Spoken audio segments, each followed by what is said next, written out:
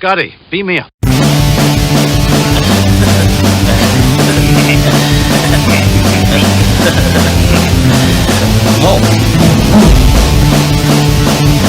Smash.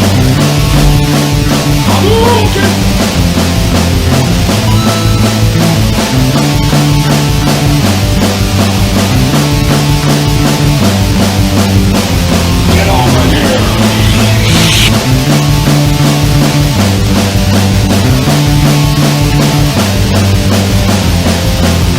It is pointless to resist.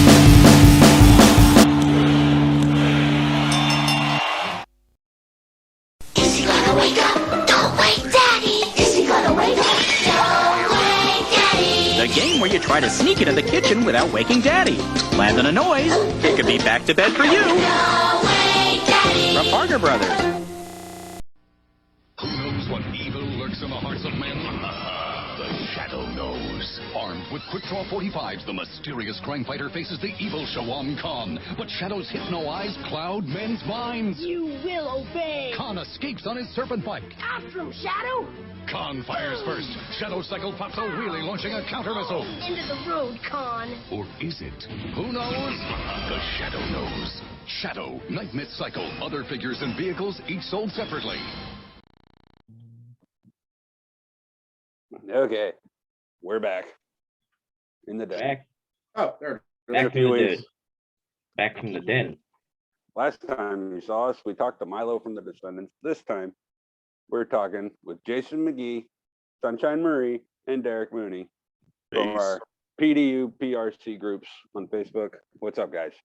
Hello. What's up? We just watched Terrifier Again.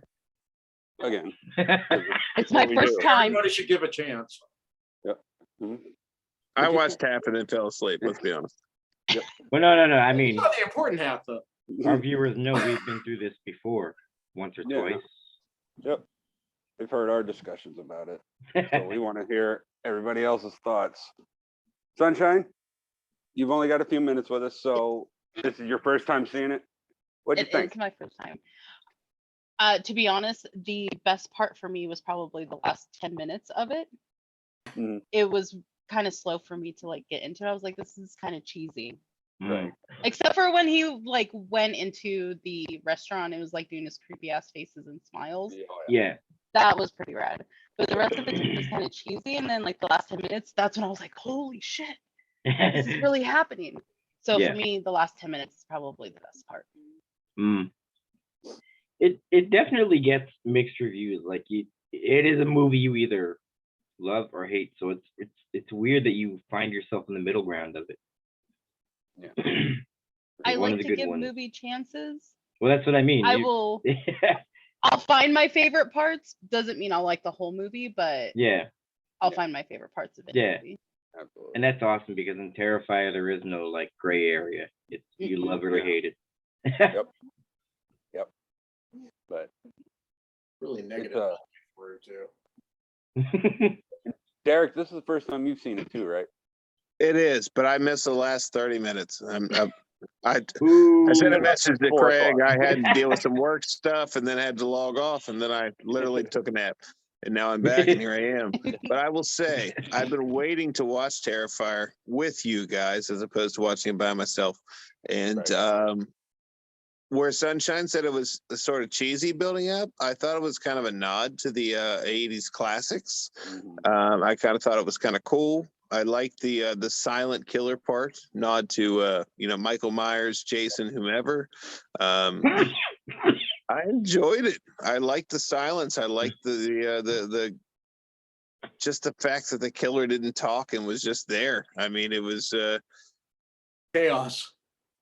chaos, but it Yeah. wasn't. It was kind of almost planned chaos. Like you look at the point where he was about to, he had the saw out, and you thought he was going to saw a chick's head off, and then instead he sawed another lady that It you was didn't even know so was there in half. intentional. Like it was, Yeah. there was some Entire build- surprise factor. Completely intentional. yeah.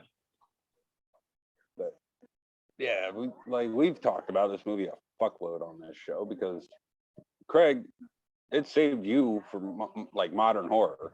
It did. Like it saved it for you. I'm not even gonna lie because like I love cheese. I will sit through any bad movie and give it like an at least halfway decent review, unless it's Danzig's Erotica. That is the only movie I can't find one Real positive. bad. Veronica.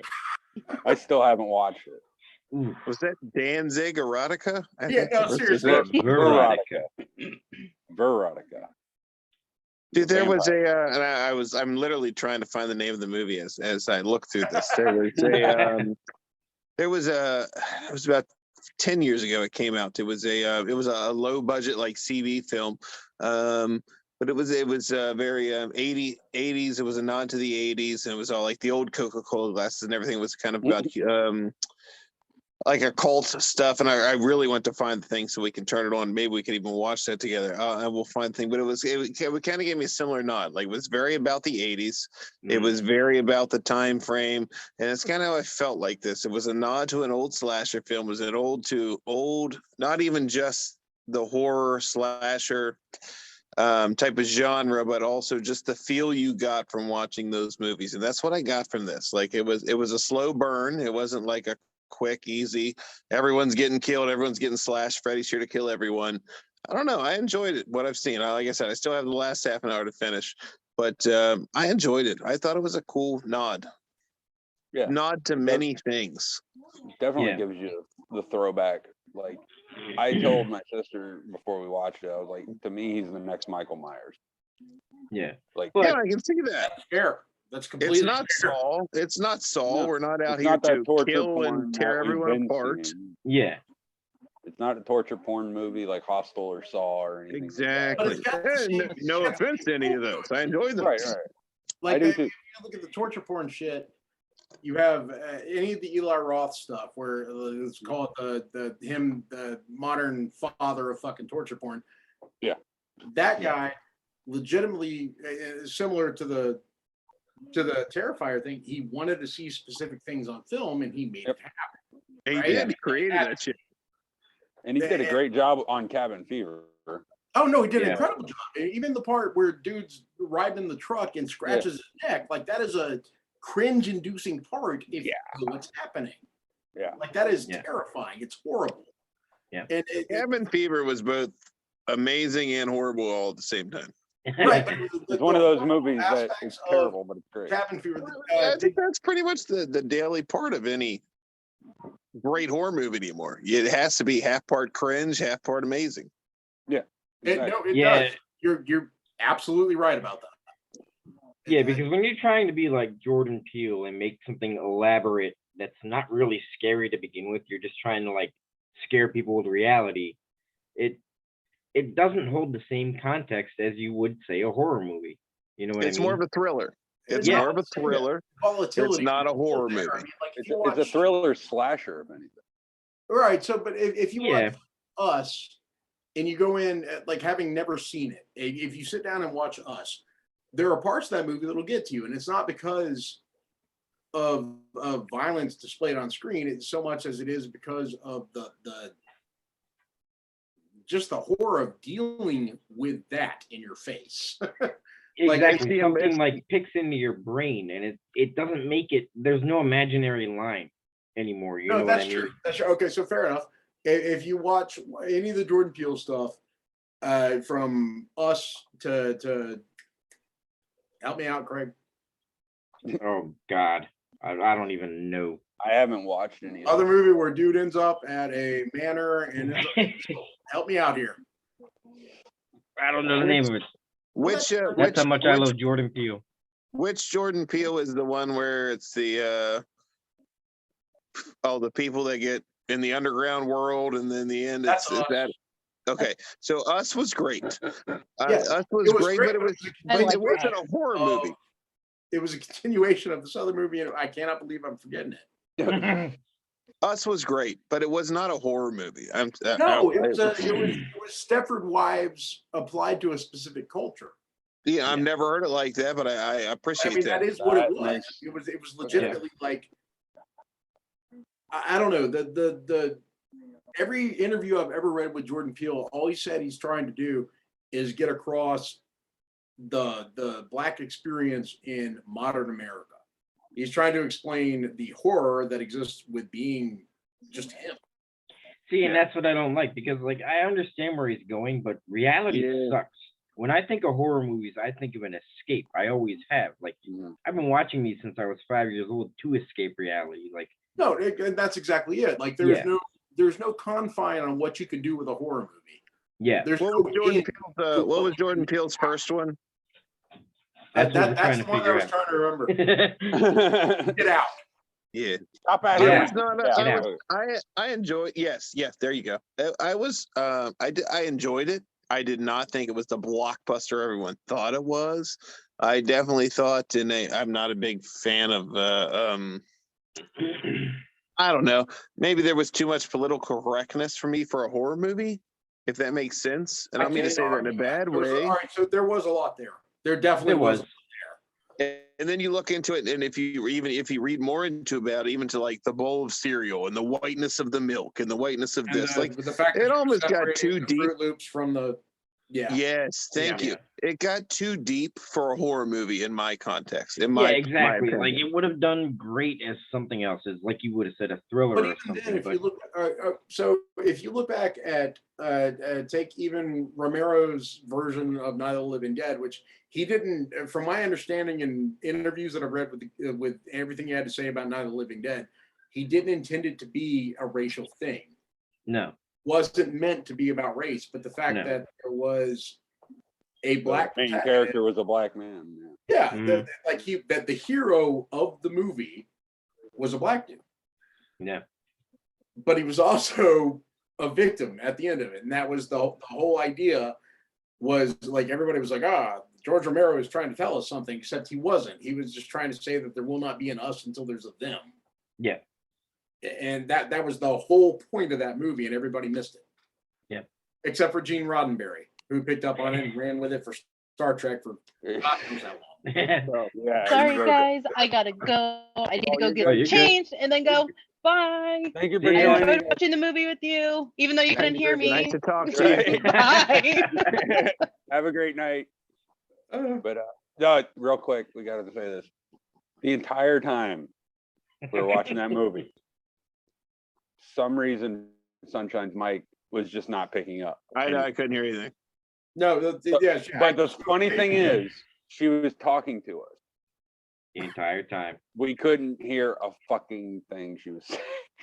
So let me take a nod to he talked about Gene Roddenberry and Gene Roddenberry. If anyone knows me, you know I'm a Star Trek geek. One of the thing, and I think they kind of perverse the new Star Treks in it this way. One of Gene Roddenberry's biggest things about culture and acceptance was all that.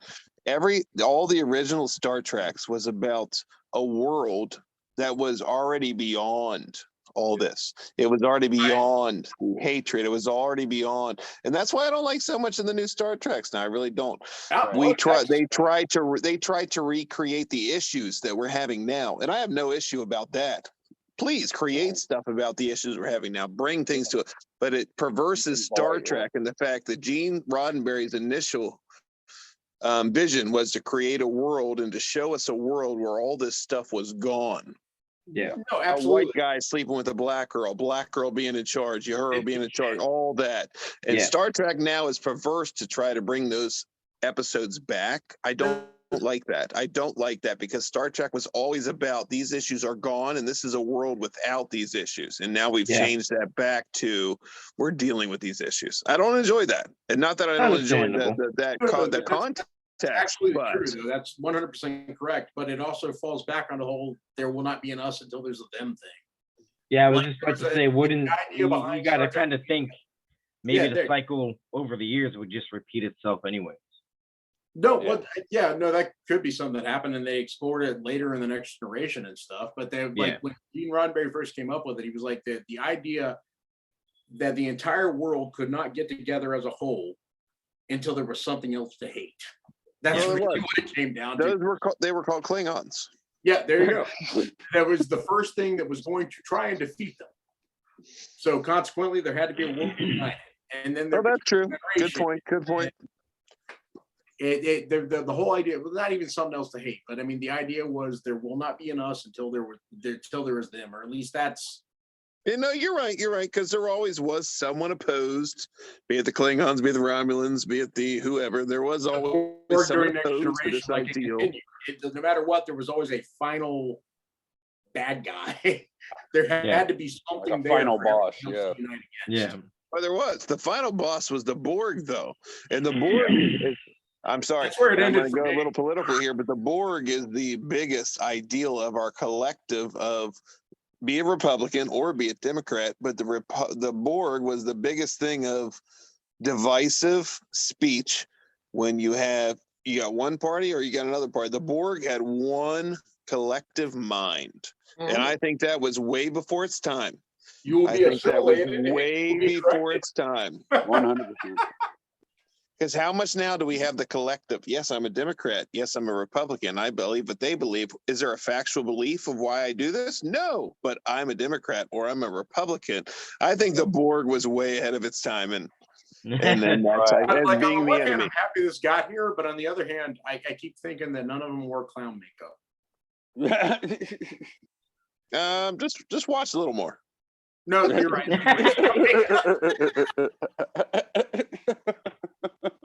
Oh, shit, I'm sorry. that might be worth it, too. Because I'm a Star Trek nerd, I have to bring up Q. I mean, we had Q. Q. What do you do when you encounter a space god? Whatever he asks you to, you just run. No, it's not whatever he asks you to. It's whatever he makes you do. Yeah, exactly that. And at the end of it, you say, "You're right. I learned a lesson. Thank you, Q."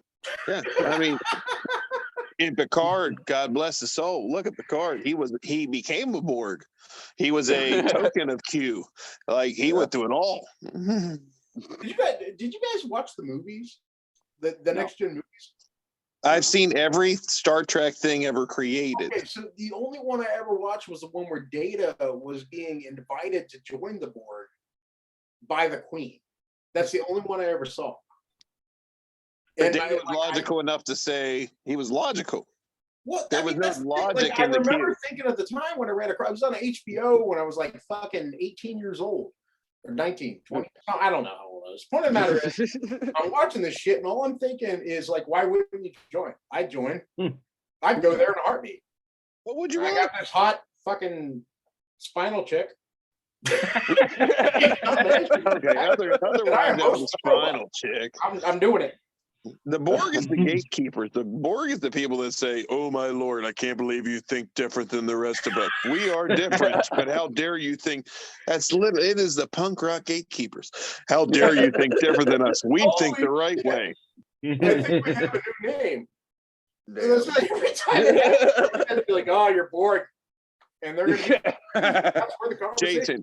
Jason, if you ever see me tag anyone in the post as, "Oh, this is the Borg," you know what I'm talking about. No, I'm in it. Yep, I'm we in know it, and now. I would We like know to. now. Shit, I want to make a shirt. We got a little dog. We got a little a punk dad united dog whistle here now when it comes to the Borg. Oh, another fucking Borg. We got a All Borg. Another fucking Borg. Let's bring it back to Terrifier. Quick. Yeah, let's do it. We kind of went off a little rampage. Oh, we went off on Star Trek. It's okay. It's what we do here.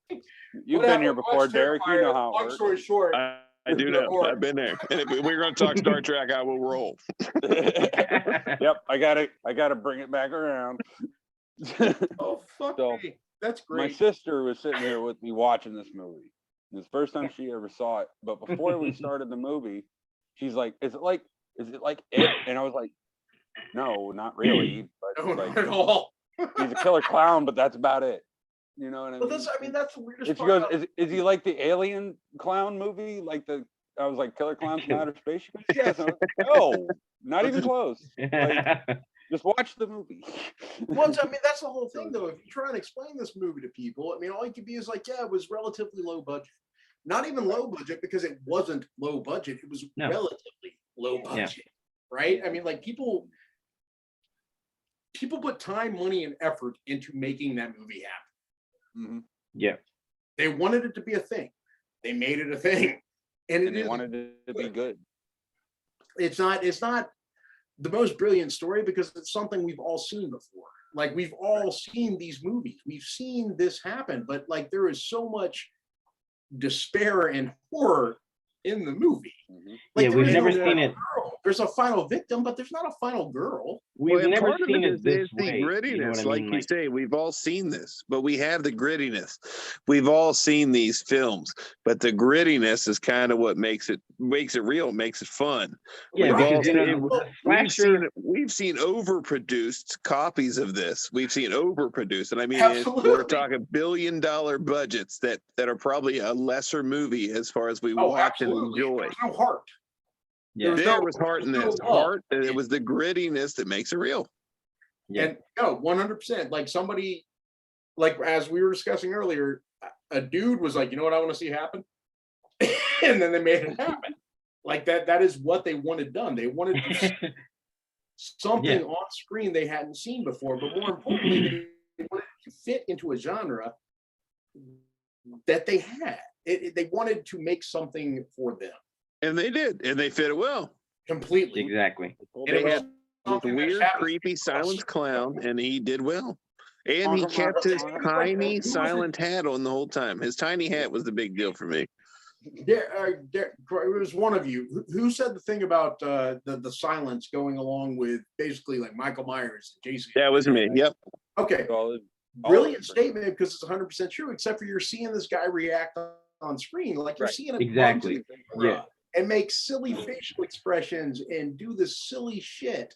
And he had some good expressions. I mean, it was quality. It's like he was winking at you. Yeah. Like you've seen And this part you before. can He thinks you it's gonna can happen. establish a relationship with him because he's not Absolutely, which is the reason why he's not just your still killer in the night. Like you said, he has facial expressions, he has emotions, he feels pain. And he you is know? the bad guy. He's the person you're supposed to hate. But at the end of it, you're like, man, I really hope he pops up out of that body bag. And Michael Myers was expressionless. Like, all right, Jason was expressionless. This guy was not expressionless. You got all his feelings through his facial nods. No, absolutely. Everybody in slasher movies has hidden behind a mask. They took the mask off this time. Yeah, very good. They actually Sort like, of. put the makeup on his face to accentuate his face. Exactly. How about this? And I mean, to go a little weird, it's like the Joker, but a silent Joker. Like Kinda, it's, yeah. Silent Joker with bad teeth and a fucking serious bowel issue. yeah, there was some Jokers with some bad teeth, but but they portrayed that, and they did it well. I think it was well thought out. I mean, I think it was all intentional. I really think it was all intentional. I don't think there was any mistakes in this movie. I think it was all meant to portray what everyone picked up. It absolutely was. They had a goal and they fucking ran with it. No. More importantly, Amen, brother. Amen. like that, it's like the dude. The question though does arise. Like we were talking about the whole idea of sawing a chick in half being like, was that the point? Was that the moment? Was that what he wanted to see?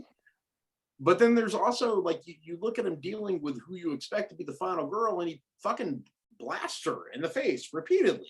Yeah. Right. Like as you were, I think as you were saying, like there's a gun. Yes, the gun coming out was a surprise. I didn't see that. The fact is, though, what's crazy is you ended up. I think you ended up taking a nap or just fading out. It was dealing with work, and then I fell asleep.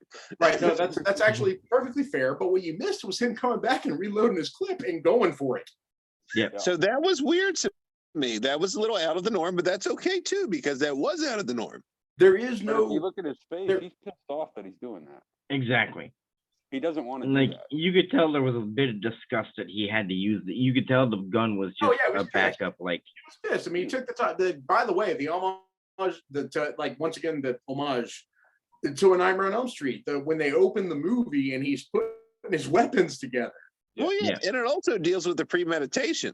His end goal was to kill. It's not to be an artist about it. He's like, yes, yeah. And the gun was a needed method to make sure he ended with what he wanted to end it with. Which is, and it's something you would never expect from a slasher. No, we can't all be Jason, where we walk 1 mile per hour and try to catch people running and somehow catch up with them. You know, he knew that was not coming. He knew that he wanted a gun. He was not going to be the killer that, oh, this guy's walking 1 mile per hour. I can only walk half a mile per hour because this is how I am. So he was prepared. And that, no, I think that's motherfucker. I gotta fight. as much as that's laughable, I think that was, they thought that out. Yeah. That goes back to behind the mask, though. You run when they're not looking. James, you were going to say something, were you? Yeah, Oh, please okay. do. So Derek, you mentioned Jason and Michael Myers are both expressionless. And Craig, you said all these previous killers are hiding behind a mask. There's one that's hiding behind a mask, but he has expression. Leatherface. Absolutely. True. Doesn't Absolutely. talk. Especially in the Leatherface remakes, did not because have he put facial on different emotions, but he faces. expressed No emotions facial. in many ways. Noise. Noise. And his Lots body of noise. Yeah.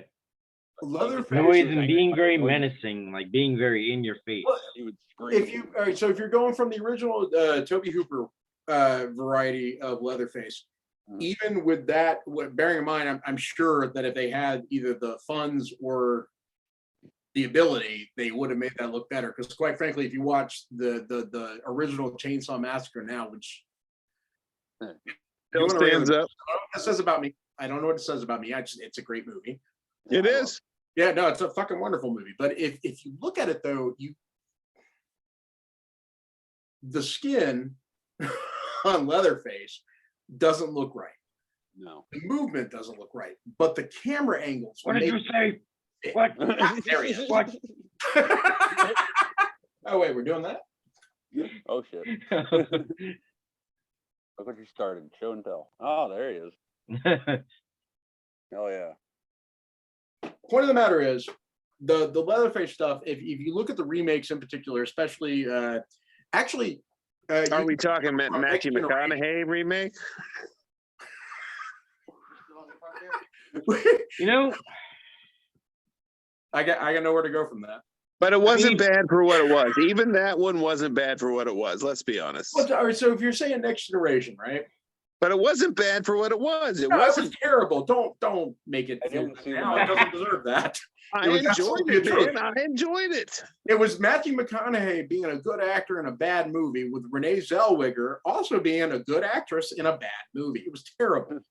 you know But- which one I do appreciate. I can appreciate out of the newer ones is just, I believe it was just called Texas Chainsaw Massacre. It's the one where he's like old, and somebody like, you know, this The girl newest like moves in. Yeah, the newest one. It was No, not The the remake. newest one one. from Netflix. The one before that. Not the newest remake. Where Well, he's all right, like, so where he's the one old and before he's that was living down in the Texas Chainsaw basement. 3D.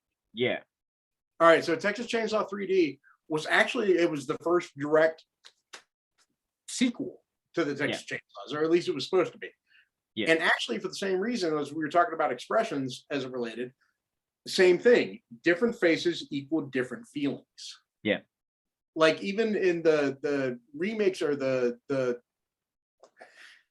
people that remade Friday the 13th, We know you're talking about. something Dunes, Platinum Dunes. Platinum Dunes started remaking all these old horror movies. They did a good job too, because quite frankly, if I you look at, enjoyed that the remake, by the way. newest Friday the 13th. I enjoyed the actor. It was the same guy who did Derek Mears. what's his face in the what was the Jared Padalecki. yeah, Yeah, no, no, he was yeah, the guy who played Freddy. He was in the Watchmen. Oh, Jackie Earl Haley. Yeah, Jack. Yes, Earl I Haley, enjoyed Jack his I Earl. enjoyed him as Freddy. Yeah, no, because he did a good job, except for Get them out. made Get out of this show. it worse. It It wasn't necessary. I Like, didn't he's think he already did a well. child, I so think he I thought he did well for the He backstory. replaced Robert England. I'm sorry. Yeah, I think No that. one I can think replace Robert England. Let's be for real. They should have never remade Nightmare. No, well, it's all right. So if they had done it and they'd done it correctly, let's say they did it with Robert England's blessing, from what I understand. Right. They did. Yeah, Jackie Earl Haley, they made the movie so much worse. Like Freddy Krueger as a villain is a horrible villain. He's terrible. He kills children. You cannot get past that. That's fucking horrible. Yeah. Also, in the new version, they made him rape them. Yeah, So much worse. Like, that there was too no much. fucking They need. didn't need that. They didn't need No. that. No, because he was already despicable. You didn't need to add something to it. He Yeah, was that's true. I gross. can see that. And that was actually, at least in my opinion, the reason the new version failed. He's already gross. You don't need to make it worse. I think it was more for me. What ruined it was seeing him in like CG form. You know Oh, what I that mean? too. Because Yeah, that's no That good. ruined it. Well, I think I could probably say all of us are a big fan of traditional FF. absolutely, Practical Yeah. effects are where Like I know I love this shit. It's art. Terrifier Yeah. was chock full And of the practical fact that effects, somebody and that's sits why down I and takes it, follow like it. Tom Savini's efforts in everything is incredible. I mean, it's all super sculpey and fucking foam, and it looks perfect. Yeah. It looks amazing. It's something you can get behind. It's the same reason why we look back at Star Wars and we love that, but we don't like the CGI 3 originals. Yeah, true. Well, You originals. didn't need to fuck them up like that. After years of experiments, Andre Toulon has created puppets that want to play with you. Full Moon introduces the Puppet Master action figure series. 8 dolls that come alive with movable parts and accessories to spare. Blade can strike with a hatchet or a knife, and see with eyes that glow in the dark. When his friend Pinhead lifts these dumbbells, he can really blow his top. 6-shooter always has you in his sights with 6 pistol-packing arms. Jester leads the puppet parade with his scepter, knife, and a revolving head that will wipe the smile off your face. If Tunneler's movable drill doesn't get you, then his machine gun and pickaxe will. Leech Woman has a kiss to die for, and plenty of slimy friends to grow around. The action heats up with Torch's glowing flamethrower. And watching over this madness is the Totem and his power gem. The new line of Puppet Master action figures are now stocking your toy and specialty stores. For more information, log on to the Full Moon Toys website at fullmoontoys.com. Know this, young prince. The skeleton warriors are led by foul and dark and will stop at nothing. Once they were men, but served a force so evil it devoured everything, leaving only their bones. Now they are advancing towards you, young prince. Oracula, armed to the teeth. Dr. Cyborg, the high-tech horror. The slow but dangerous dagger. All of your allies have fallen, save Lightstar and his companions. Skeleton warriors, they're bad to the bone. Fuck them up. See, So we talked about all these remakes, and we talked about Jordan Peele's movies, just trying to tie this all together. I just find it interesting, and there's no context, and literally no political context. But I find it watching Terrifier, watching all these remakes of Freddy, watching all these remakes of everything. We kind of got rid of the token black guy at some point. Yeah, we did. Yeah, you know what? You're right. There's a reason. Right. If you go back, all right. So one of the first movies I bet all of us watched where the token black guy lives, Night of the Demons. Yep. I've never seen it. Have you not? I've never seen it. It's Fucking brilliant movie. worth a On watch. Tubi. Great On sound. Tubi. You need to watch it. Definitely One worth a of Linnea watch. Quigley's greatest movies. I'll Yeah, add it to my absolutely. ever-growing list. And it's not even the remake is really good, but the original version, like I remember watching it when I was a kid. I mean, it used to come on HBO at like 3 o'clock in the morning. Yeah. I happened to have it because my neighbor knew how to fucking steal shit. USA We had a hot Upload. box. I'm like fucking 12, 13 years old watching HBO at 3 o'clock in the morning because I can't sleep. And it was the first horror movie. And bear in mind, at this point, I'd seen so many horror movies. I love horror movies, always have. This movie comes on, the black guy lives. Not only does he lives good. Like he does well. Yeah. And all I could think while I was watching is, man, that's new. That's unique. Yeah. And then I started noticing in every other movie. So as to the original question, or original point, I guess would be a better way to put it. At some point in time, we stopped making a token black guy. It's because there are only so many tropes you can hit. It's the same reason you don't see like demons pop up in mirrors when they close a bathroom fucking medicine cabinet. Yeah. True. We expect it. Right. Yeah. Oh no, I'm not saying it's even an odd thing. It was more of just an observation I Oh made no, I didn't today think when I I was just watched thinking it. like the reason. I don't think the reason they got away from it was because they should. I think they got away from it because it's expected. The old hat. Yeah, Yeah. exactly. It had nothing to do with being. Well, Right. quite frankly, Politically I correct. think I think black horror developed into its own genre. Because if you look at things like Killjoy, you know what I mean? Like, No, I think the token of yeah. black guy disappeared because black horror became its own genre.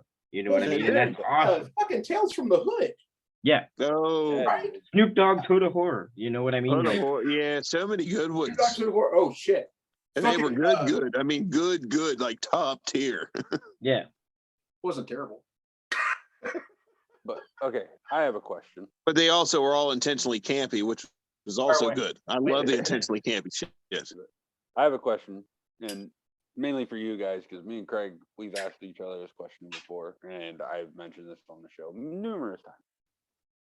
Is there a movie from you that you saw as a child that just fucked you up?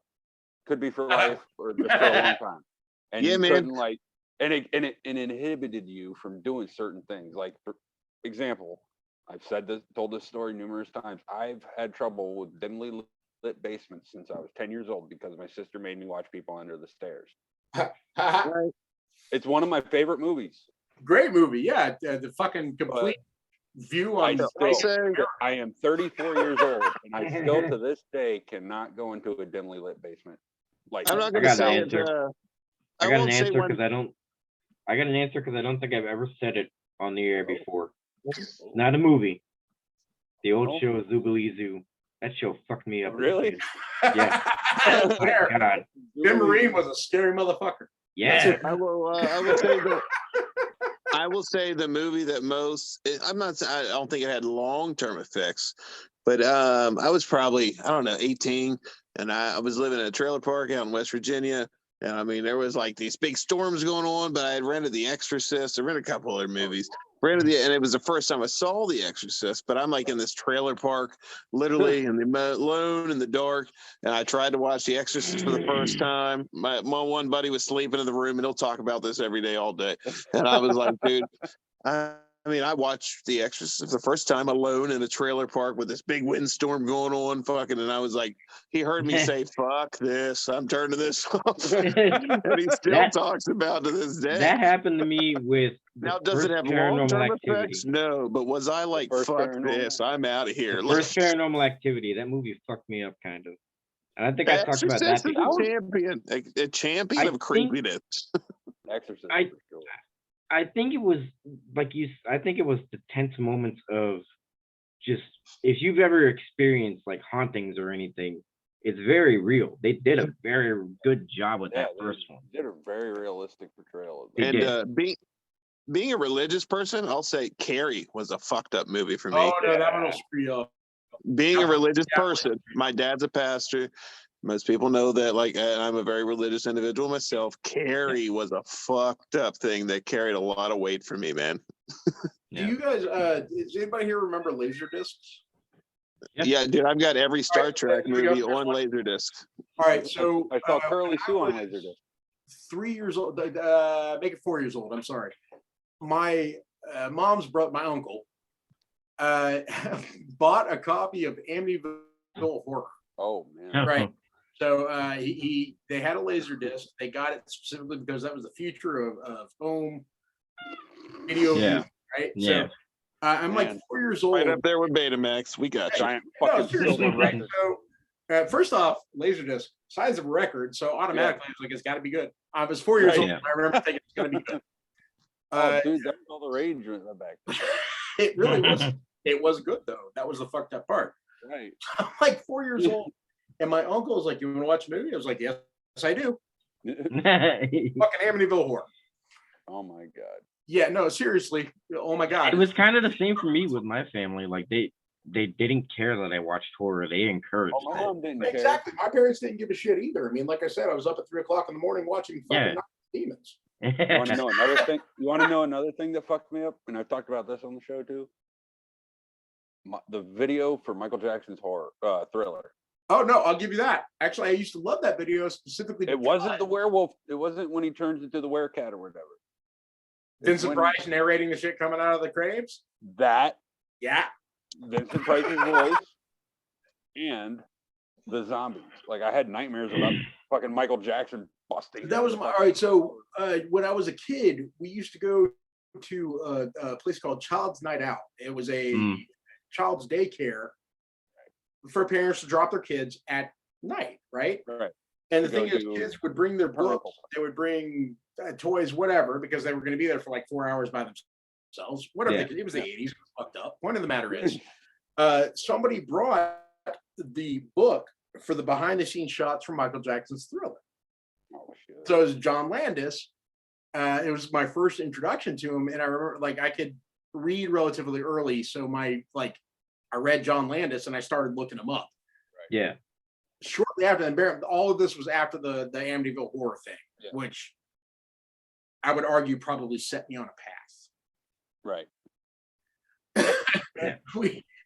So I end up looking up American Werewolf in London after that, and my dad ended up renting it because he got a VCR, the first VCR that he was like, oh, I got a VCR. And he rents this movie. He's like, Brandon, watch a movie.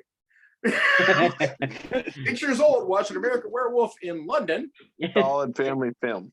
Thriller for me. Dude, I saw is like movie for all the kids. Thriller. I think Thriller is a landmark for me because I used to have the VHS and it had the making of Thriller. Yeah, it was. I would say even the bodies coming up out of the ground. It's the reason why I sat and watched the fucking the not the Romero Night of the Living Dead, but the other, like the Return of the Living Dead and shit like that. Return of the Living Dead. I watched it because I remember thinking about Thriller and I wanted to see how they made it happen. So was that your first horror thing for me? First horror experience? My first horror experience. Wait, which one? The one you're talking about, I'm saying, was Amityville. First horror experience was definitely Amityville horror. Mine so what was everyone? What was everyone else's? Return of the Living Dead and Thriller. First? Return of the Living Dead and Thriller Thriller. for Craig. Yep.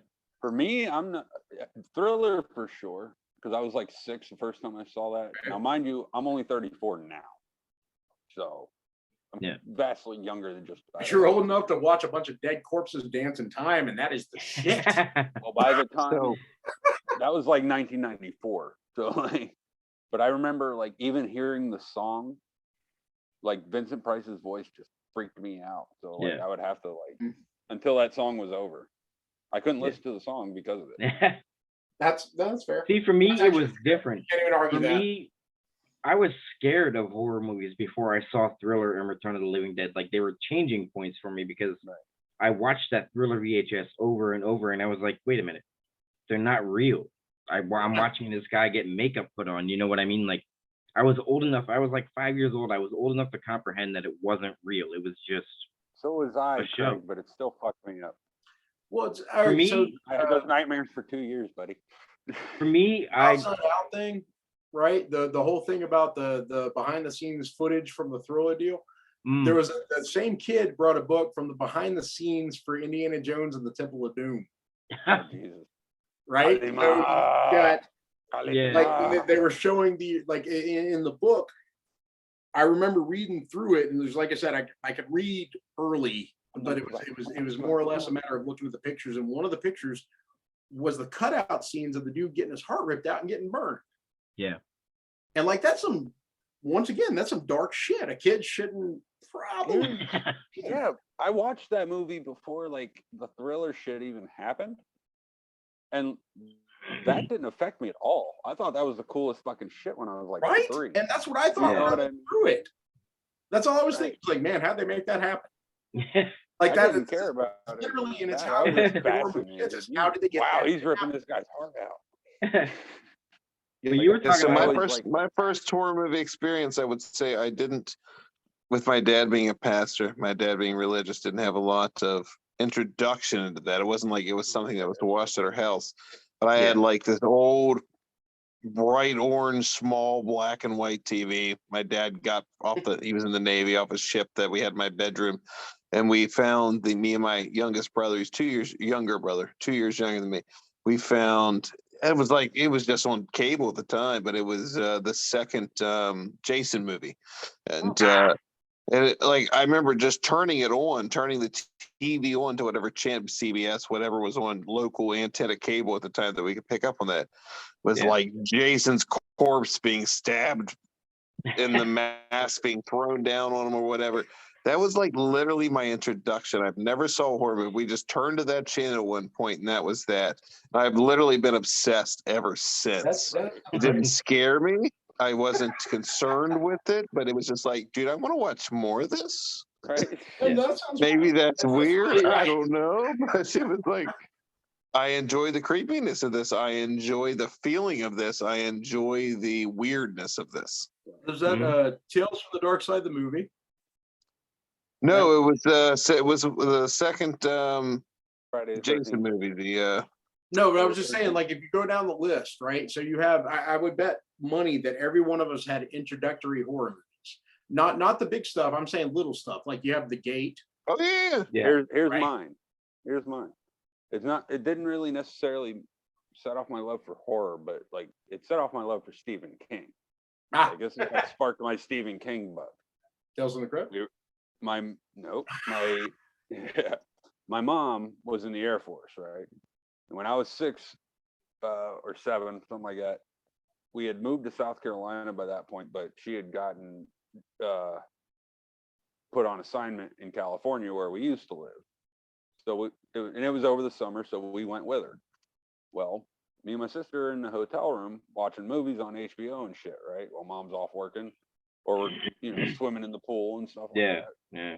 Well, one of those movies that we were watching, well, there's 2 of them. One's a Stephen King story, and the other one is not. But the one that really set off my love for Stephen King was Sleepwalkers. Yeah, not very big. It's not a very well-known movie, believe it or not. Like, Yeah, well, I mean, not now. At the time it came out, man, it was At the huge. time it came out, it was huge. Yeah. It was but then it just disappeared, it seemed, because after that I would ask people if they had seen it, and they're like, what? Never heard of it. Right. That's Stephen King. I'm like, it's a short story, but yeah. I was like, you gotta check out the movie's fucked up. You gotta watch It it. was his first ever written for screen movie. Yeah. Like he wrote it for the screen. Right. That was its whole purpose. Yeah. Yep. And I saw that shit in theaters. Yeah. Stephen King has the worst history of bad movies being written about great stories. Well, I mean, he sold the rights to a lot of what he did. He did, but he also gave up his creative control, not just sold the rights. But I've read, I would say 95% of his books. I just finished The Institute, which is an awesome book, It was great. by the way. Yes, and that was wonderful. Read that shit. If you haven't read The Institute by Stephen King, fucking amazing. It's I right mean, back it's in the ridiculously good. But he has more bad movies than he might even have good books. I'm sorry. But his short stories, he made me fall in love with short stories. That's why I picked up Craig's 2-page tears. A short story. I Available always, on in the Amazon. back of, no matter which bathroom you go into my house, you will find a Stephen King short story book sitting there by the toilet. You literally will, because I will read Salem's Lot there it is, right there. 123 times in my life before I get tired. of it. Tears. They are Guys, fucking before great. I'm watching this, get this thing. Yep. Check out those books. He's got a bunch of books out, even a cookbook, people. Already, I've gone through it several times. It's very enjoyable. 2-page tears is fun. Read 2-page tears. It's a lot. Cryptic If you're a Collection short is coming story too. person, especially, and it's no offense, it's sitting in the back of my upstairs bathroom. Don't take that as a hit. That's a good thing. But another movie we watched on that trip, though, it didn't nothing to do with Stephen King, but it might have been what sparked my love for horror. And I only wanted to watch it because Eddie Furlong was in it, and I was obsessed with T2. I still am. Terminator 2 is my favorite all-time fucking movie. Fair enough. But Pet Cemetery 2. There you go. no, it was not Pet Cemetery 2. No? Brain Scan. Oh, Brain great Scan. movie. Brain Scan Great is such a movie. wild HBO, movie. HBO, like 1995. But let's answer this. Why is Pet Cemetery 2 punk rock adjacent? Because of the remote. Ramones. Whoop whoop. Rockaway Beach, motherfucker. And that's a great song. It's a great song. It is. Sure. That is It's a great movie. I won't even lie. I know a lot of people Pet hate Cemetery it, but I 2 love is better Pet than the first Cemetery one, in 2. my opinion. Did you guys Yeah. watch the remake? I love the remake. of the Pet Cemetery. I didn't like the way it ended. Didn't feel right. It was The a good ending- movie. the I ending was wasn't amazed questionable, but by it. I didn't think it was. I didn't think it was that great. I mean, it was I okay. enjoyed it. I watched was it good once. with it all I the way up enjoyed to it. the end. Yes. I I liked watched the it once. twist with the children. That was the like how part they- that got me, is the kids sitting in the car. Like, it was like they kind of killed the whole point. Yeah, that was Right. that. yeah, but- To me, anyways. That's not everybody, because the fact is, if you didn't know the story and you never read it, you had no idea. If you sat and watched that, that's fucking intense. and is- John Lithgow did a fantastic. Oh, brilliant Judd. John Lithgow is great in everything he's ever been in. He is a fantastic villain. Oh I no, just he's know- incredible. I mean, even if you go like if you go back Did you to- see him in Dexter? Yes, I've seen it. Yeah, no, so you have him in Dexter, but you also have him all the way prior to that, playing a relatively similar part in Craig, I'm gonna ask for your help again. Oh. Maybe you got this, maybe you don't. For So Dexter? No. What they called it Dex- a suspense movie at the time, but it was not a suspense. It was a horror. Who was the actor? John Lithgow is the main John Lithgow. character. He plays Yeah. a transvestite, actually. Oh, Yeah, Yeah, no, this came Well, out in before- the late 90s or early 90s. Early 90s. And it was Jesus Christ, why can't I remember? It's a great movie. Boys Don't Cry. Like I'm lost. No, it might as well be. Boys Don't Cry. It's, Well, no, I knew that's not the answer, but I'm really lost on the. well, fucking hell, I have to look it up now because it's a great. He is really good in it. Please look it up so I know what you're talking about. Yeah, I'm doing it. But no, like to me, like I hadn't been exposed to a lot of John Lithgow's work. Like I knew him as Colin Hanks' dad in Orange County, right? Orange County. Jack I knew- Black in I Orange knew- County. I I knew- can go in I a whole knew- different spiel about Jack Black in Orange County, by the way. I knew him as the asshole dad from Footloose. You know what I mean? And the Yeah, guy the from Third preacher- Rock from the Sun. Preacher. you talking about Raising Cain? Raising Cain, thank you. Ah, You Raising got it. Cain. Yeah, that's right. Oh my God, I have seen that one. No, it's It's because been it's a forever. good movie. It's not something you expect, and that's what makes it. Well, plus it's Right. John Lithgow. Guy is good in Yeah. everything he does. He is a great. He is villain. He's he is a brilliant actor. I would say Orange County's amazing really still. creative pro. Orange County's a great movie. Right? Love No, it. but One of the best movies. no, but it's wonderful. Actually, I mean, Colin Hanks. It was the moment that I decided that I liked him. That's what made it amazing. I mean, Colin it Hanks, was- it was- Colin- You watch Orange County, you're like, oh shit. I'm Colin sorry. Hanks is Anything with Jack Black is amazing. I mean, Also true. Also very true. Colin Hanks also did a fantastic job in Dexter. I'm gonna take out my pants and start the revolution. Jack Black has the best lines of any freaking movie ever. Anything he does, Jack Black. Anything Jack Black touches is the best. He is. Yeah, you know what's crazy is he plays himself. Yeah. Like Yeah. he's Jack Black and everything he's in. Does anybody know what was the first piece of trivia? What was the first movie Jack Black was ever in? Cool guy. First movie he was ever in. Yep. It wasn't the one with Oh, the fucking rollerblades, was it? The Faculty? Nope. No. Was it Cable Guy then? Nope. No, I wasn't Cable Guy. First movie he ever did. Earlier than that. I know he was in the X-Files episode that got banned. Earlier than that. Well, earlier than that. Well, shit, this is just making me mad now. Hold on. Jack Black. First movie. Biodome. Polly Shore. Oh, he was. That's right, he was in First Biodome. was Tenacious D, what? Yeah. Cable Guy came out before Biodome. Did it? It was a year before. Cable Guy was a year before Biodome. 1 I year. don't know. 1996. You But argue yeah, with he me was- he about Pauly played- Shore? But Biodome was one of the. I don't know. I know when that Biodome is fucking movie probably came the out. stupidest Hey, you calm stoner down. movie This that is I a still family love from show. the 90s. Don't argue with me Biodome about was one Pauly of the- Shore movies. I know when they came out. I've had 3 moments. that Biodome made was me- amazing. I'm sorry. Biodome- Biodome was one of the funniest stoner flicks Cable of Guy all was time. 95. Cable Guy was 95. Biodome was 96. Wow. Fight me. I They were both stand 96. corrected, but No. They were both 96. Says right here, they were both 96. Oh my God! Somebody fact checking. Cable Guy came out first. All right, which Right, month? Cable Guy came out. Now you're just picking hairs. all I know is You're just splitting Biodome is hairs. freaking hilarious, and Cable Biodome- Guy is Biodome is also amazing. freaking hilarious. But Cable Guy. Polly Shores, Polly talk Shore about and Cable Guy Biodome is for a minute. ridiculous. Let's talk about Cable Guy for a minute because Let's do it. we're on the theme of horror. That movie's dark as fuck. It is. Which one? Cable Guy? Yeah, Oh, absolutely. like That was the what you moment where I don't decided Jim expect. Carrey could actually act. Yeah. Okay. What did you think about the number? legitimately. How about the number 23? What did you think about that? I didn't dislike it. Like a lot of people that I I knew, loved it. like, it's I love garbage that movie, except I didn't think it was that bad. That's the movie that proved to me Jim Carrey could do more than comedy. All right, so when you looked at, bear in mind though, my first introduction to Jim Carrey was The Mask. Same. Mm.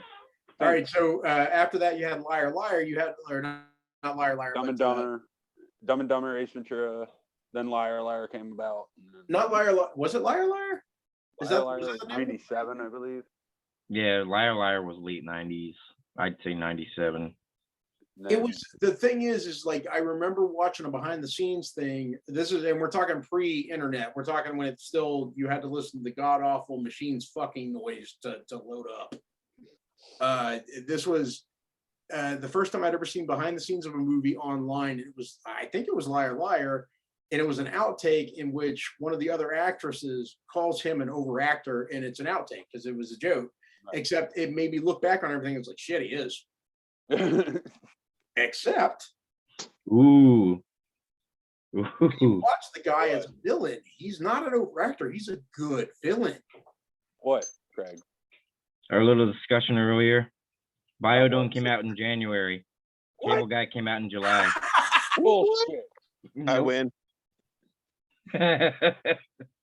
So I Well, will say for look Jim up Jack Carrey Black's though, filmography. I will say his first movie that made me think he was a serious actor was Eternal Sunshine of the Spotless Mind. Like Not a that fan. was. He's great at Wasn't that. a fan. He You was weren't a fan? But I feel like you really like there's that only or The two Truman buckets. You either love that movie or you despise that That's movie. fair. I thought it was I'm- great. I thought it was I'm in the great. despised bucket. I did not enjoy that movie. I liked it just because of what they were doing with it. I mean, they used once again practical effects. Right.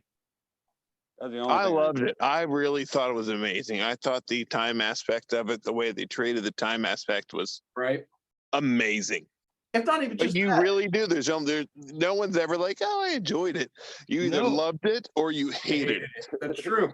That's accurate. I'm gonna have the first time I realized Jim Carrey could be a serious actor and not just like comedic value would be the Truman Show, in all honesty. Oh, Because like that's so many a people fair saw point. it as comedy. That's a fair point. It really wasn't. He was great in that. The number 23. It was comedic, but it wasn't a comedy. Exactly. You're right. No, that's a very fair point, man. No, it wasn't a comedy, but the parts that were supposed to, like the parts that were supposed to make you think, made you think. The parts that were supposed to be funny were actually funny. I mean, Yeah. like it was legitimately, it was an accurate movie. And back to number 23, it wasn't like it was supposed to be his breakout from those types of roles. It wasn't supposed to be comedy. It was supposed to be. But even the Truman Show was half there, half not. Like, I mean, Yeah. That's he fair. definitely did some semi-serious stuff. He's a great actor all around. He's very good at what he does. He's the right shit. Even if you look at Kick-Ass 2, Yeah. weird fucking movie to I bring. loved him in that movie. No, because he was Yeah. great. Eisenhower. He was great. Punch. Yeah. Even his whole argument, like standing there with his fucked up teeth, arguing with fucking Mother Russia, that scene is brilliant. He is very good at what he does. He just has a weird ass rubber face and got screwed up early in his career. The man of a million faces. Well, I You mean, say Rubber Face. You know he had a video named Rubber He had a- Face? There's a movie. I yeah. did not, but I'm not surprised. Oh, was no, his you second- really that was don't? his No, second movie. no. You know, His earliest VHS is called Rubber Face. Wait, was that the one where he was doing the impressions? It was a lot of random shit. I can't even tell you that I remember, but I just thought it was funny that you I've seen called it. him Rubber Face with no acknowledgement that he had a video VHS out called Rubber Face. It's got to be that one. I know that he did a stand-up where he did an entire spiel about being able to impersonate somebody without his voice. So he did Clint Eastwood, he did Jack Nicholson, he did like basically he just kept doing his faces, and he was right. From my era, I'm the one guy that I hated the Ace Venturas. That humor, and I love Biodome, so let's start there. But like, I'm nothing against fart humor or anything of that, but I never enjoyed the Ace Ventura stuff. Like, it was too much fart jokes, and I love fart jokes. Don't get me wrong, but like, it was just too. It was that. That's all it was. There was no context at all. That's why I love them, I think. I don't know. No offense to that. That's just I never. I love Almost Liar Liar. Watched that 2 days ago. That's an amazing. You know, we're forgetting another like halfway serious role out too, which he really like nailed. Man on the Moon. Are we still recording this? Yeah, we're still recording this. That's what's up. Right, so I guess actually, so what we've come to the conclusion on is that Jim Carrey is a hell of an actor, and Terrifier was a great movie. That's what I've gotten. And there's no more token black people in some flicks. Yeah, and zombies should come out of a lot of ground here. And zombies need to start coming up out of the ground a little more. Yeah, we're breaking a lot of ground. I appreciate all we're doing. We do need to see more of the zombies coming up out of the ground. I've got like my third win now that I got my nap here in. So, I'm about to where I've got to start to crash out soon. So yeah, me too. I got to ask one final question. What do you hope to see? Well, not really hope to see, but Terrifier 2 is coming out. Like, thank God. I haven't been paying too much attention, mainly because I haven't had the time to. But like, what's coming out that you're really looking forward to? Oh Lord. Hey, let's go round robin here. Let everyone take a turn. Jason, you go. Go ahead, man. What do you look forward to? Jesus, there is so much. I mean, so back to the point, in a time of limitless blockbusters, I mean, you see all the different Marvel movies and even the DC movies, if that's how you want to slide. There are so many horror movies that are about to be hitting. Like, so many. Like Terrifier 2 being, not to keep drawing back to it, but like that's honestly, I'm looking forward to that more than anything else. Yeah. The people that made that movie, once again, they didn't have a lot of money. They didn't expect to get paid a lot of money. They made it because they wanted to see it. Yeah. It's hard to not get behind that. Like, it's a DIY thing from the 90s. Absolutely. I mean, you have a director who directed his movie, wrote this movie, did all the effects for this movie, you know. Just wanted it, right? Like, he wanted it to see it, and he wanted other people to see it. Yeah. And that's all he cared about. He wasn't concerned with making his money back. He wasn't concerned. Well, I'm sure he hoped he did, but he wasn't concerned with it. That wasn't a point. He didn't have to deal with the studio, which is also one of the reasons why horror movies are the thing to gravitate towards. Yeah. Right? Because it's not, people don't make these movies with the hopes that they're going to make millions of dollars. They make these movies with the hopes somebody else is going to see it and be like, ah, shit, I remember that. Yeah. I love that. The fact that they did that is amazing. It's a really, really simple thing, but it's something important. It's the last thing in Hollywood that exists that you can do whatever you want to do with. Yeah. You can't, like, you don't have to argue with the studio. You don't have to write a really big name into it. And you don't have to have an ending where 20 different people, or sorry, in this case, 2 million different people are like, fuck yeah, part 2. You have to do it. It's for them. And DIY, dude. It's the same with writing. I don't have to wait for editors. I don't have to wait for, I don't have to wait. Like, if my book's done, I don't have to wait another year for somebody to put it out to others to read. You know what I mean? Like, you can put it out tomorrow if you want to. Yeah. We live in a very interesting time because we do. But we live in a very thriving time because of that. Like, I can make a comic book if I wanted to. Like, there'd be no other way I could be a self-published author in any other generation other than now. It would have cost like thousands and thousands and thousands of dollars. Like, the technology is good for things. And what's more importantly, that's the thing about it. There are people out there that would never come across anything you're doing except for how you're doing it. Exactly. Like, if they went to a Borders, they're not going to find it. But if they're looking online and trying to link different authors and different aspects of different stories. Unless they get off their asses and go to the conventions that he's. Yeah, about the conventions. I'm terrified those are the things that are dying. I'm afraid. Conventions? Yeah. No, dude, they're not dying. Conventions are getting bigger and bigger. Well, I will tell you why the art of conventions aren't dying, because like 2 years ago there wouldn't have been shit in this area unless you were going to Philadelphia. Now Allentown has their own horror sideshow market. They have their own PA convention. So that's a good thing. That's an amazing thing. Yeah, it's thriving here. Pennsylvania, like the convention scene there, just overall, even small areas like Williamsport State College are having conventions now. Yeah. So it's like, of course, Pittsburgh has Steel City Con. You got the Philadelphia Comic Con, and then you got the Pennsylvania Horror Con. Then you got conventions are only getting bigger across the river. Oh yeah, that's a great. I'm basing my thoughts off of everything I've seen in Atlanta, right? Which is like if you have like Days of the Dead, for example, right? Yeah. All right, so Days of the Dead, and bear in mind this might also be because a lot of the people that were showing up because of the TV shows, right? Mm-hmm. So that fair enough. Maybe they got tired of it. I know I did. Season 5, I gave up. Right. Yeah. Cool. I understand that, but I like their numbers have been falling off. Yeah. But that's a Days of the Dead. So it's a possibility, and I really hope it's the case, because seriously, everything that I was experiencing when I was younger, it was all because of conventions. Yeah. Yeah, and they're still there, man. Yeah, you just got to find them. That's all. We're getting Tom Savini was our first announced guest for our next one coming. Oh, that's a quick to pass to Jason. Cool. A quick story about conventions. Like, I'm a big retro video fan. Like, I own every system from Pong up until every system we own now. And at my point in my life, I own probably, I think it was 580 Nintendo games alone, and the library is like 723.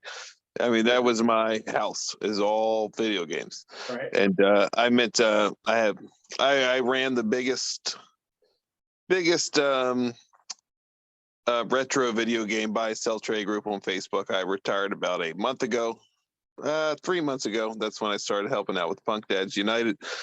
Retired on the move on different things, but anyways, my buddies that created a page that we ran, we started going to conventions, and it was it was a weird thing. That's when this was still even 8 years ago, when the internet was weird and you met people. And I posted even on my group, I was like, hey, if you never see me again, it's because I went to Alejandro's house. Alejandro was the guy I knew from the group. And he's like, come on up, we're going to go to the convention. It was my buddy Dan that started the convention. And we went up there, and dude, it was amazing. And we went up there, and I'd say 6 years later, I was the best man at Alejandro's wedding. This guy that I only ever met online until I started going to conventions with him. Right. And conventions are real, conventions are alive, and I feel like it's a big thing for people like us, especially online, to meet and greet people of similar mindsets. How many PDU or punk rock dads or whatever you want to call it have met up at shows? This was the same thing. We all finally found it was a retro video game convention my buddy Dan created, and we all just, I mean, there was probably 80 of us. Not to mention the sponsors and everything else that all got to finally meet for the first time after mailing video games to each other for 2 years. Like, just trading and selling, that we finally got to meet up. They're still alive. They're doing well. I think their conventions are doing better than ever. Where's everybody located at? Maryland. Maryland? I'm right outside Philadelphia. All right. I was originally in Central PA, but now I remember you're in South Carolina. Or North Carolina? He's an Amish man. Charleston, South Carolina. I am not Amish. That's my whole thing. Calm down there, Jebediah. It all comes from being in Atlanta. That's got to be what it is. I mean, I'm not even in Atlanta. It's just that's where you go if you want to look at a convention. We had a the East Coast is big on horror. It really is. I'm in Frederick, Maryland. We have the horror cons, we have the Comic Cons. I'm an hour from Baltimore. I'm an hour from DC. I have every convention ever created, all the time. That's the thing too. Is just the downside is like the numbers are falling off. Like the people going, dropping. Well, it's COVID, man. You can't look at anything in the past 3 years. That's actually true. For the past 2 years, that's probably true. Yep, you can't look at anything in the past 3 years and deal with it with any type of context before the past 3 years.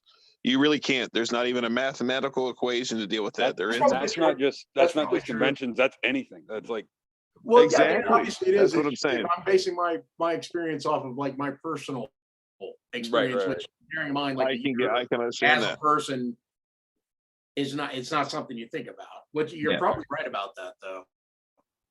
Actually, I would bet money you're right about that. There was no cons 2 years ago, and everything waned after that. Well, that's like they canceled Dragon Con, right? In Atlanta, last year. They got rid of it. And they did it again the following year, but they're doing it this year. So maybe things are cool and it really was just COVID. It's all, dude. Yeah. It'll bounce the world is not ready I would to hope talk that was about. like, don't get me wrong, I want that to be like very much want that to be the case. Like that is like you guys were saying. That's how you meet people. That is literally how you meet people that are into the shit that you're into. Yeah. Well, like I said, I went to the convention. My buddy said, stay here. And I literally posted in my own Facebook group. I said, if you'd ever hear from me again, understand that I was invited to Alejandro Padera's house just in case something happened.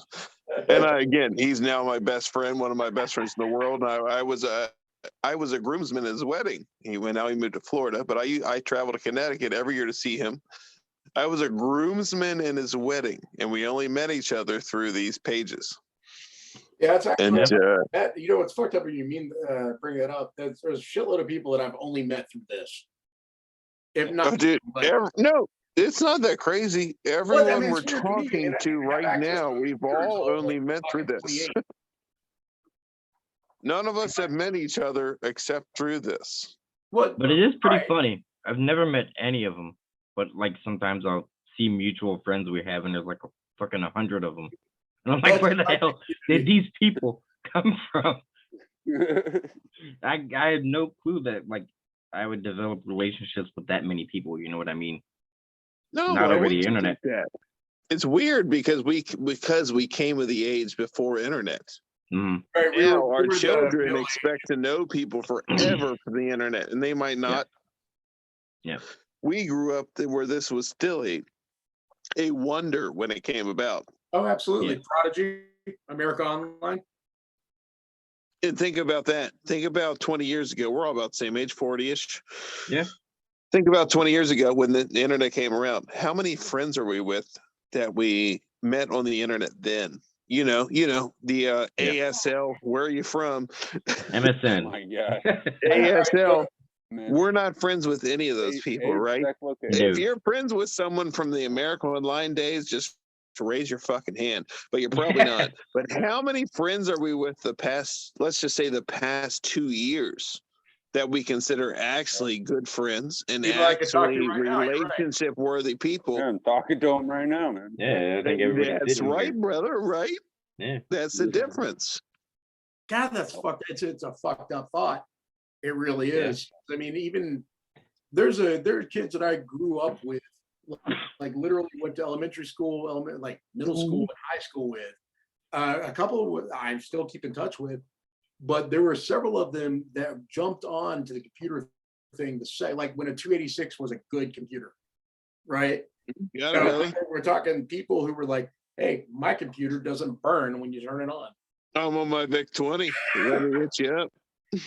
These are people. Got my tape deck connected to my C64. Oh, I had a kid named Nate Bennett. This kid I grew up with. He used to fucking strip games online via a tape recorder. Oh no, that's why I brought up the 64. That was the C64. Yeah, C64 had the tape recorder. You could literally listen to a radio show that was nationally broadcasted, and you could record on your tape deck and then replay it on your C64. That's how I played the first Transformers game. Yeah. That was it. That was the way I did it because he recorded The first Ghostbusters game, the first Ghostbusters game literally required like 2.5 hours of a download. And that's hoping something didn't get corrupted in the middle, which it always did. And you didn't have to start over 14 times. I just remember being told to shut up repeatedly. Oh, yeah, same. Like, don't Then, talk. of course, we all remember your phone rang when you were downloading something. Yeah. And everything got interrupted. Damn, I never had friends, but someone always seemed to call when I was downloading something. Those bastards. This was good. This was a good evening. Yeah, it's cool. Quality time, brother. It's quality time.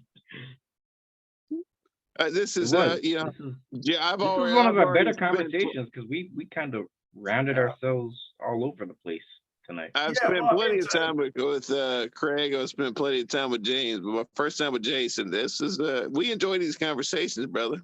Well, this it was good. There's a aspect of growing up having a kid and some like relegating yourself to the suburbs. How many kids you got, bro? Honestly, I've got 4, but I've got 1 that's mine.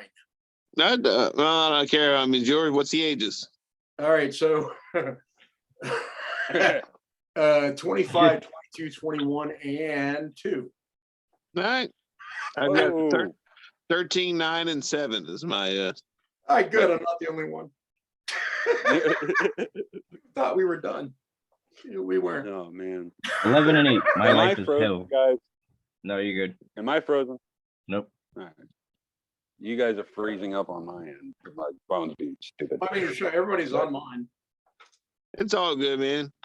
Craig has some of the beautifulest little ladies I've ever seen. He's got some cool little chicks there, man. And they're just as evil as he says they are. If you didn't see my chat the other day, I had my kids end of the year school stuff last night. All 3 of my kids got A on a roll. My 2 daughters both got top of their class. I saw that. Top of their freaking class, man. Well done. Well done. Good job, Dad. Well, I'll tell you something. I don't brag about it because I wasted the opportunity.